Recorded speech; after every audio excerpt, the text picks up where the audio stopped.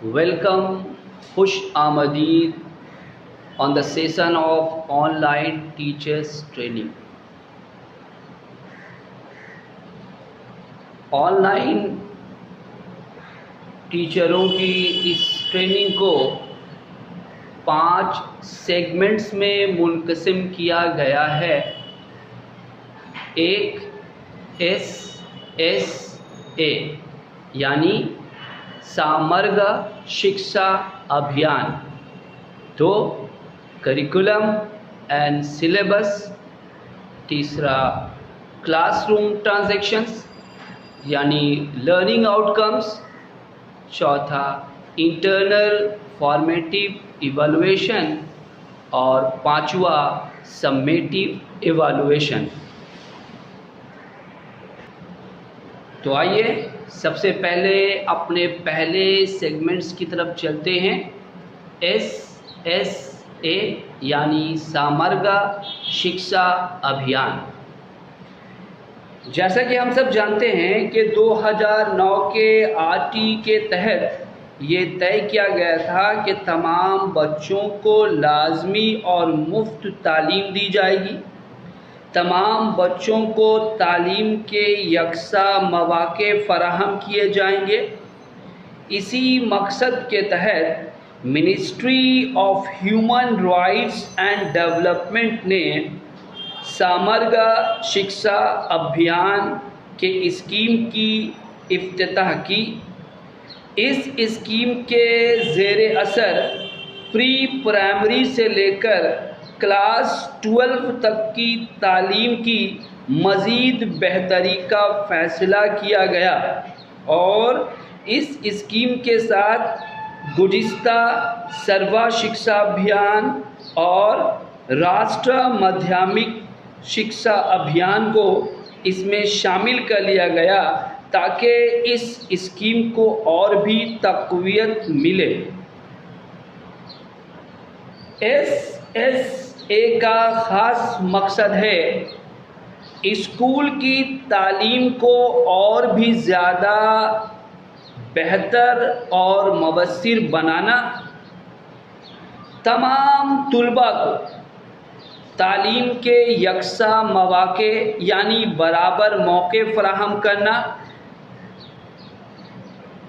तुलबा से बेहतर नतीजे को हासिल करना यानी अच्छे आउटकम्स का हासिल करना और जेंडर डिस्क्रिमिनेशन यानी कि जिनसियाती तफ़रक़े को ख़त्म करना। लड़के लड़की को बराबर के मौक़े मिले, उनके जिनसियात के तहत किसी के साथ नाइंसाफ़ी ना हो, इसका पूरा ख्याल रखा जाए। इसके साथ ही टेक्नोलॉजी के इस्तेमाल पर ज़ोर दिया गया कि अब तालीम के मैदान में टेक्नोलॉजी का इस्तेमाल किया जाएगा, कंप्यूटर सॉफ्टवेयर का, पावर प्रेजेंटेशन इस्तेमाल किया जाएगा, लेकिन ये तमाम काम जो है उस्ताद और गार्जियन की जेरी निगरानी हो ताकि किसी तरह की कानून सिकनी ना हो, कोई गलत इक़दाम बच्चे ना उठाए। और साथ ही साथ वोकेशनल एजुकेशन यानी कि हुनरमंदी की तालीम पर भी इसके तहत ज़ोर दिया गया है। यह है हमारा SSA का स्कीम यानी समग्र शिक्षा अभियान। अगला सेगमेंट हमारा है curriculum and syllabus of history and environment of class 9। तो सबसे पहले हम करिकुलम पर गौर करते हैं। जैसा कि हम पहले से ही जानते हैं कि करिकुलम का माने होता है कोर्स ऑफ स्टडी यानी एक ऐसा रास्ता जो तुलबा को उनकी मंजिल तक ले जाता है। ये सीखने का एक मंसूबा है, एक प्लान है। इसमें तालीम की मंजिल, मकासिद, तरीके, ज़राए, जांच के तरीके, सभी चीज़ें शामिल होती हैं। तो आइए हम देखते हैं कि क्लास 9 के हिस्ट्री और इन्वायरमेंट के सिलेबस की और करिकुलम की क्या क्या खुसूसियात हैं, तो सबसे पहले हम करिकुलम के खुसूसियात पर गौर करते हैं। इंटीग्रेटेड करिकुलम यानी इस करिकुलम की एक खूबी ये है कि इसमें माहौलियात का, एनवायरनमेंट का हवाला मिलता है।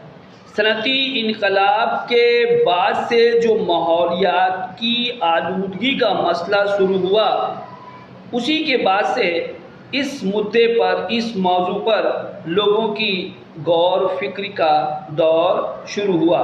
यानी हमारा ये करिकुलम जो है वो माहौलियात से वाबिस्ता है, जुड़ा हुआ है। दूसरा है इन्वेस्टिगेटिव करिकुलम, यानी तारीख का ये निसाब कुछ इस तरह से तैयार किया गया है कि सीखने वालों में तजस्सुस, तहकीक और दरियाफ्त करने का रुझान उभारा जाए। लर्नर सेंट्रिक, जैसा कि हम सब जानते हैं कि एक अच्छे करिकुलम की ये खूबी होती है कि वो बच्चों की ज़रूरियात, उम्र और दिलचस्पी पर ही मुबन्ना हो। ठीक इसी तरह तामीराती नज़रिए पर अमल करते हुए दर्जा नहुम के तारीख़ व माहौलियात को इस तरह से तरतीब दिया गया है कि उसे चाइल्ड सेंट्रिक या लर्नर सेंट्रिक बनाया जा सके।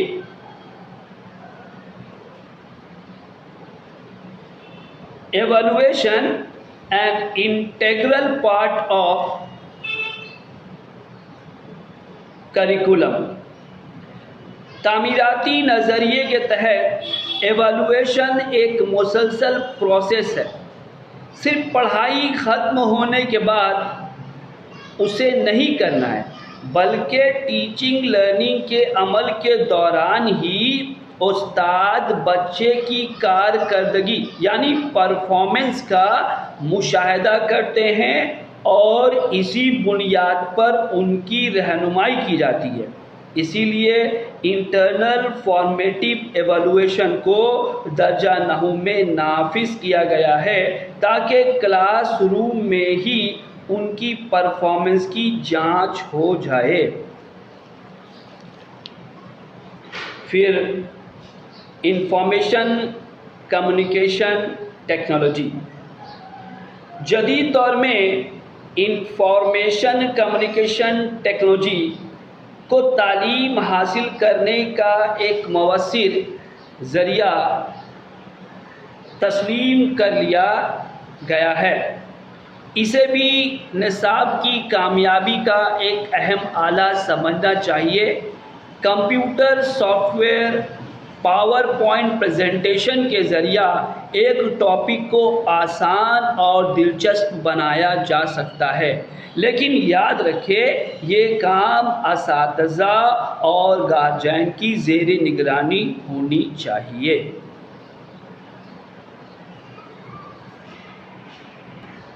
अब आइए इस सिलेबस के खुसूसियात पर गौर करते हैं। तो इस किताब के मुताले से हमें अंदाज़ा ये होता है कि ये सिलेबस जो है क्लास 9 की तारीख़ और माहौलियात का, ये यूरोप सेंट्रिक है। इसमें जो है फ्रांसीसी इनकलाब से शुरू किया गया है और इसे UNO तक ले जाया गया है, यानी तमाम मामलात जो हैं इसके बीच के हैं वो यूरोप से जुड़े हुए हैं। इसलिए इस सिलेबस की एक खूबी ये है कि ये यूरोप सेंट्रिक है।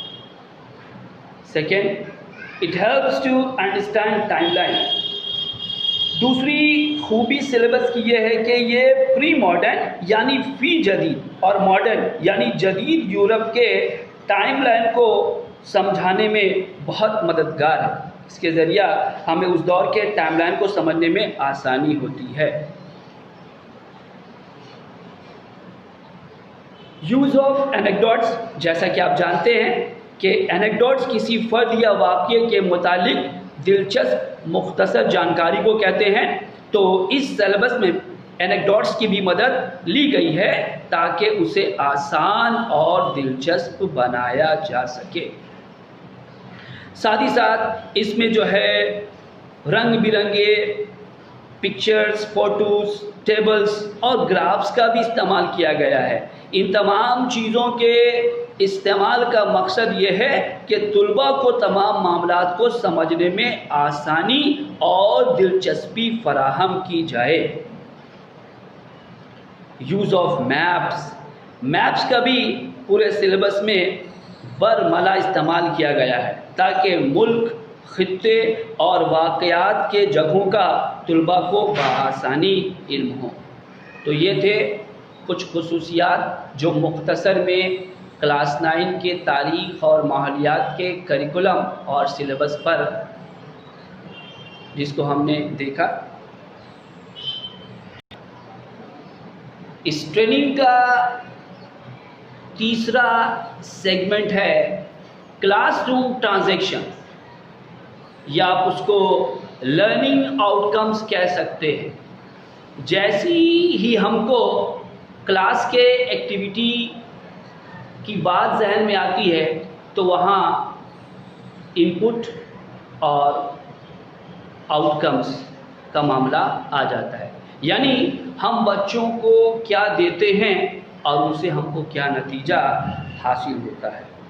तो सबसे पहले हम समझेंगे everyday use of text book in classroom. Class में टेक्स्ट बुक इस्तेमाल करने के दो मकासद हैं, एक एकेडमिक डिस्कशन और दूसरा टीचिंग लर्निंग को एक मुकर्रर वक्त में ख़त्म करना। पर सिर्फ रटने और याद करने के बोझल तरीके की जगह इसमें सोचने और आज़ादी से इजहार ख़याल के अमल की हौसला अफजाई करनी चाहिए।